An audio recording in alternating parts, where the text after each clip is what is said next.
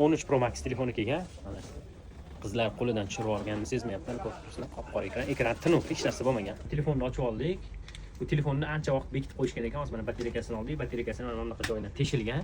Imkoni bo'lsa telefoninglar tushdi yoki nimadir bo'ldimi, yaqin orada yaxshi o'zingizlarning tanish ustinglar bo'lsa olib borishinglarni tavsiya qilamiz. Bu holatda bekitib qo'yib bo'lmaydi. Bilib bo'lmaydi, ya'ni yong'in chiqishi mumkin. Ko'ramiz, ya'ni ekran tiniq cho'tki turibdi. Hozir qilib, agar o'xshasa klientimizga ancha arzon bitadi ishlari. O'shanda faqat orqa kirishga bilan o'zimiz agardan qo'yib beramiz. Xudo xolasa maza qilib ishlatishadi. Shleft qo'yish jarayonlari, xudo xolasa o'zim cho'tki qilib imkon bor.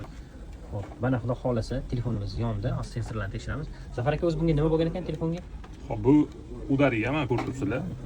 Krishka sinib ketgan, batareykasi mana bu teshilganmi, hali ham yonib ketmagan batareyka. Va ekranning shlefi. Shlefida muammo bor. Ekran yonmas edi. Mana hozir shlef almashtirdik bunga. Boshqa yangi o'zimizda bo'lgan shleflardan qo'ydik va o'zimizdagi original batareykadan qo'ydik, xudo xolasa. Tekshirishadi.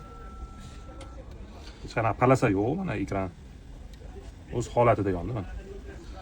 Bunaqa xizmatlar bo'lsa, hop 13 Pro Max mana bitta ideal bo'ladi, xudo xolasa bemalol. Shunaqa ishinglar bo'lsa ham murojaat qilaverasizlar 100%.